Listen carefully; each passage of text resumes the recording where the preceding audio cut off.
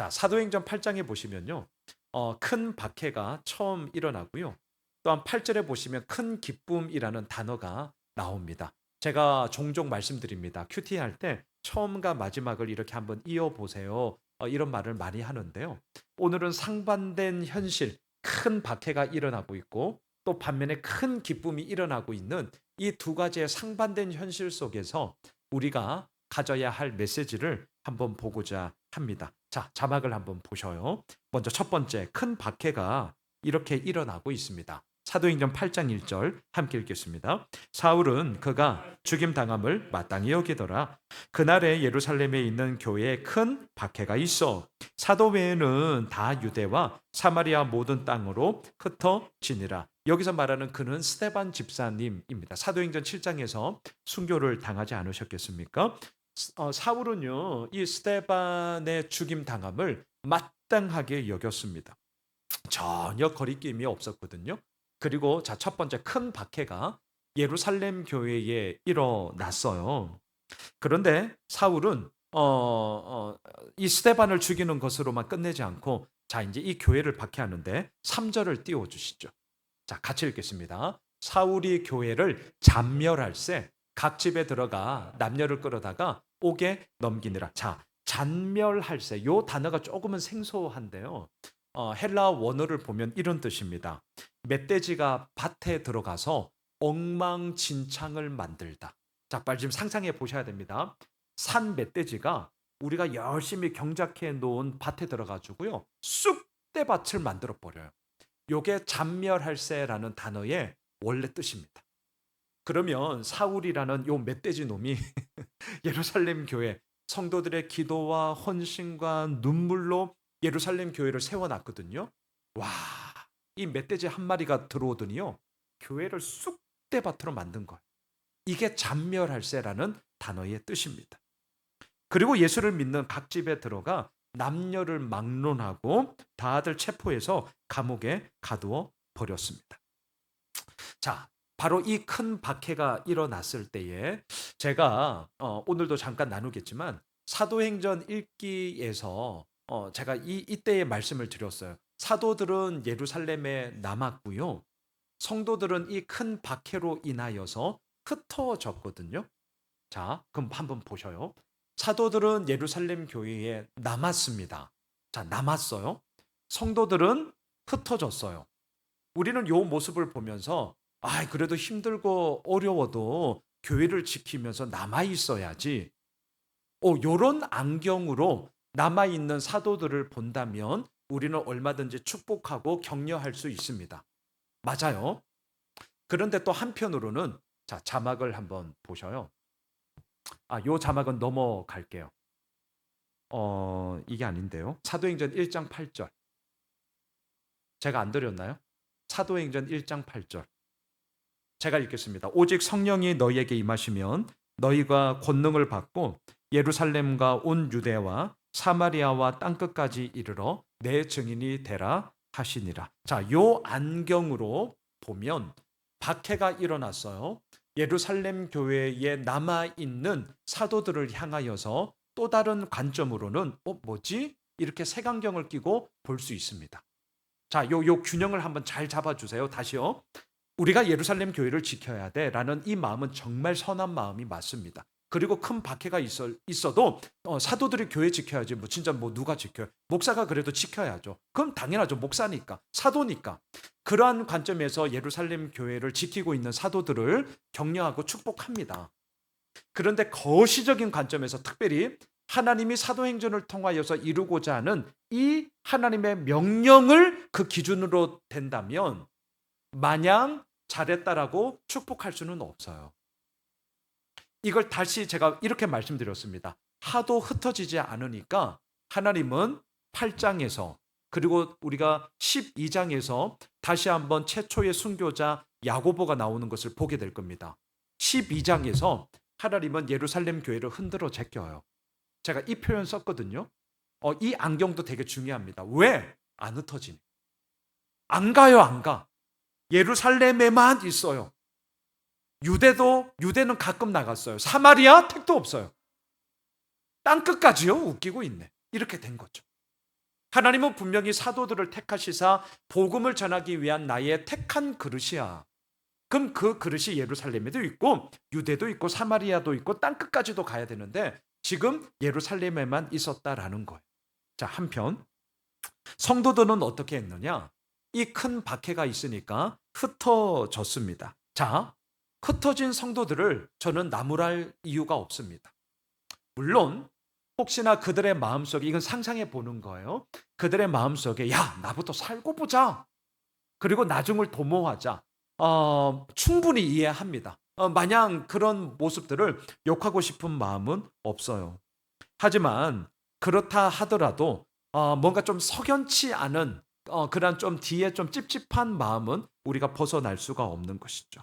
자, 그런데 이 예루살렘을 떠난 성도들은 너무너무 잘했어요. 사도행전 8장 4절을 띄워주세요. 자, 흩어졌거든요. 그리고 나서 뭘 했냐? 이렇게 했습니다. 시작. 그 흩어진 사람들이 두루 다니며 복음의 말씀을 전할세. 그래서 칭찬하는 거예요. 자, 흩어질 수 있거든요. 도망갈 수 있거든요. 그런데 아싸, 나만 살았다. 오, 나부터 살고 봐야지. 이런 마음 충분히 이해하지만 흔쾌하지는 않은데요. 그들은 왜 흩어졌느냐? 두루 다니며 복음의 말씀을 전할세. 하나님의 나라의 안경으로 볼 때는 예루살렘에 머물고 있는 사도들이 아니라 흩어져서 복음을 전하는 이 예루살렘 교회 성도들을 통하여 예루살렘, 유대, 사마리아 땅끝까지 내 증인이 되라는 하나님의 비전이, 하나님의 사명이 지금 이루어지고 있음을 우리는 보게 되는 것이죠. 자, 그러면 사도들은 예루살렘 교회에 남아서 뭐 했냐? 요렇게 했습니다. 2절을 띄워주세요. 같이 읽겠습니다. 경건한 사람들이 스데반을 장사하고 위하여 크게 울더라. 여기서 경건한 사람들은 사도들을 위시하여 예루살렘 교회 성도들을 모두가 다 떠난 것은 아닐 테니까요. 그 남아있는 성도님들을 뜻합니다. 스데반을 장사했습니다. 그리고 크게 울었어요. 자, 요게 중요합니다. 크게 울었어요. 아이, 목사님, 장례를 치르는데 안 우는 사람이 어디 있어요? 그거는 뭐 감정적으로도 당연한 것 아니에요? 그렇게 말씀할 수 있거든요. 하지만 지금 예루살렘 교회에 처해 있는 이 상황을 볼 때는요, 정말 울어도 이렇게 진짜 입 이렇게 꽉 막고 막 꺽꺽대면서 울음소리를 내면 안 되는 그런 분위기예요. 그런 분위기. 자, 크게 울었다라는 것은 이런 의미가 있습니다. 나도 이 죽은 스데반과 같은 편이다. 쉽게 말하면 이거예요. 크게 울었더라라는 것은요, 나도 스데반과 같은 편이다. 대놓고 자신의 입장이 어떠한지를 나타내는 행동이었단 말이죠. 그러면 이거 되게 위험한 거거든요. 자, 흩어진 성도들은 복음을 전했고요. 남아있는 성도들은, 경건한 자들은 스데반 집사님의 장례를 치르면서 크게 울었어요. 다시 말하면 나도 이 편이야. 나도 예수 믿는 자야. 라는 것을 드러내는 하나의 표현으로, 하지만 되게 위험천만한 행동을 담대히 하고 있음을 보게 됩니다. 자, 두 번째로 한번 넘어가 볼게요. 큰 기쁨을 이제 한번 보겠습니다. 사도행전 8장 7, 8절을 한번 띄워주시죠.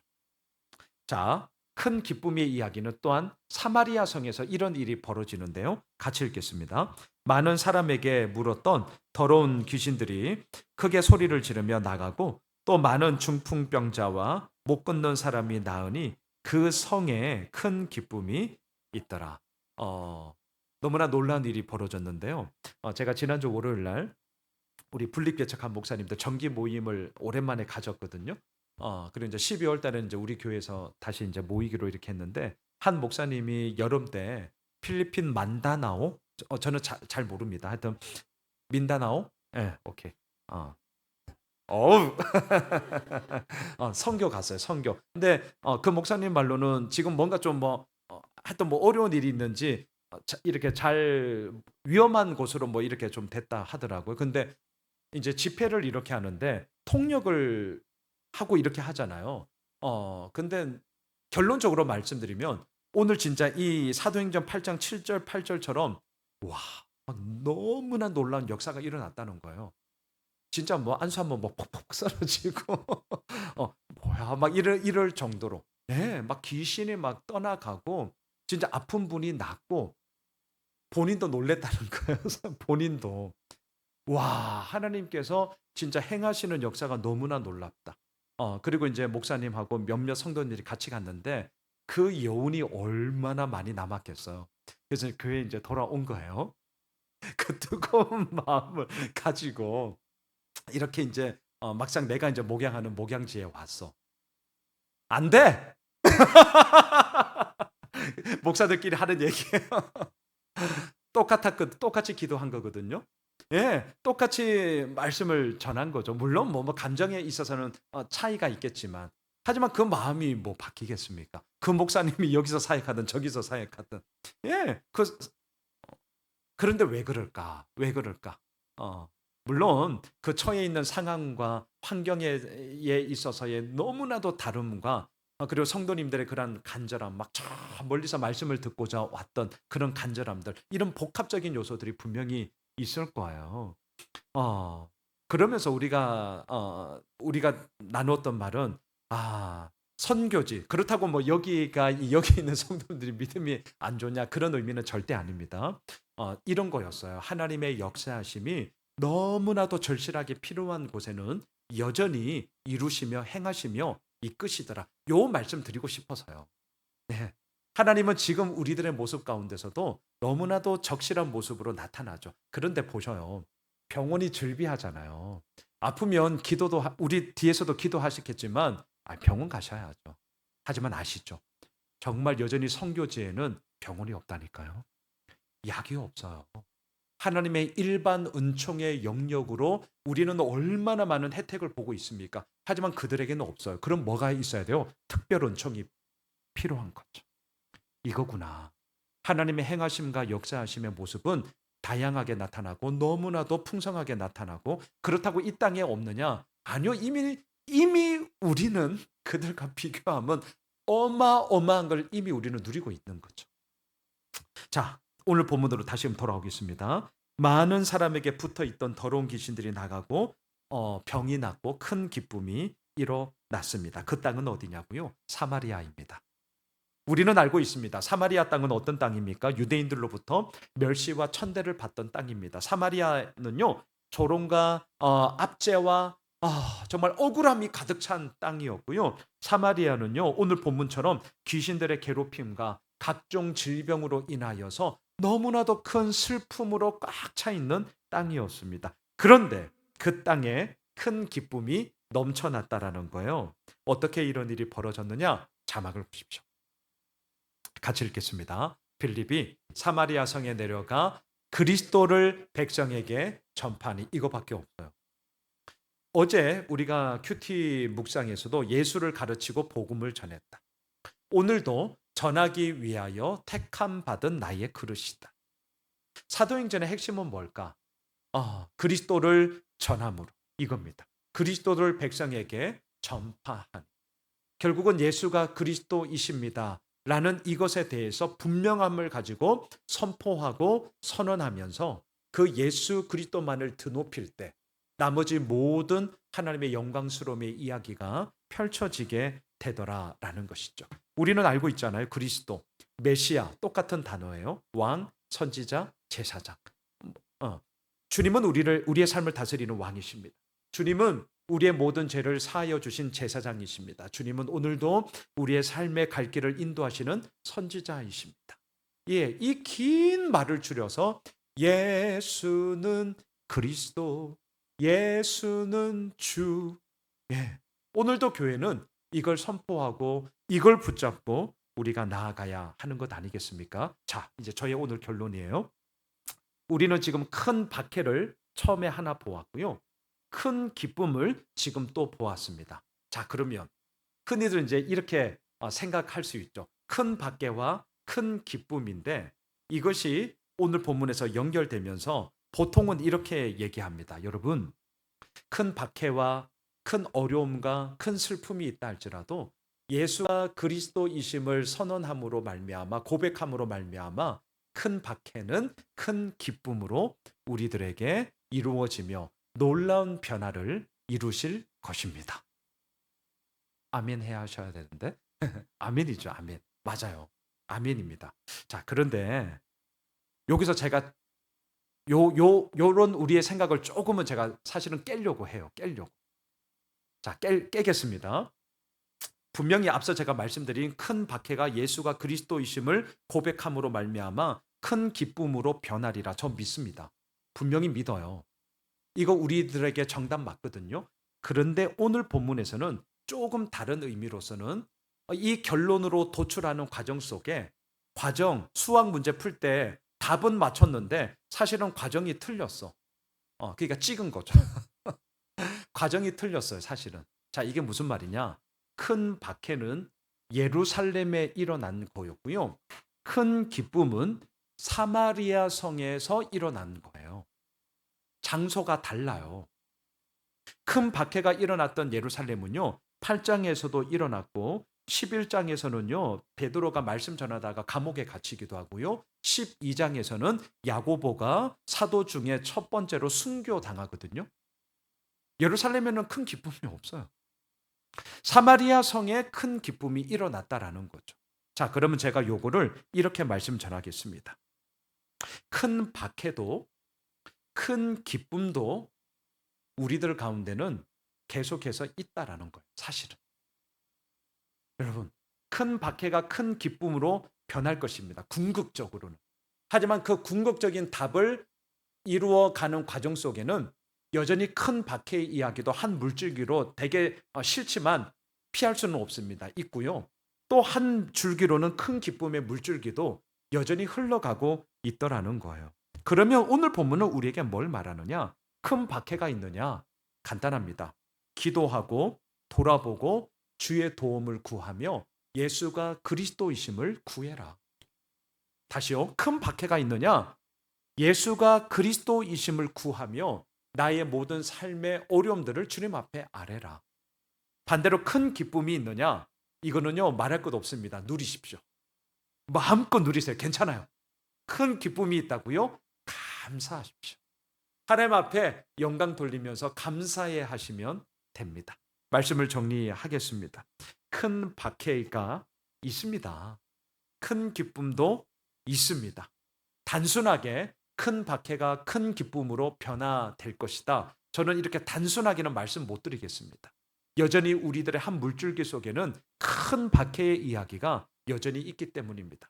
그렇다면 예수가 그리스도이심을 고백하며 우리가 주님 앞에 오늘도 엎드리듯이 간구하면 되는 것이고요. 큰 기쁨이 있다고요. 감사함으로 누리면서 아버지의 그 은혜 앞에 영광 올려드리면 됩니다. 큰 박해든 큰 기쁨이든 우리는 그 앞에 예수가 그리스도이심을 고백하며 담대하게 섭시다. 그리고 그 길을 걸어갑시다. 그리야 할 때 주님께서 이루어 가심을 우리 모두가 보게 될 것입니다. 함께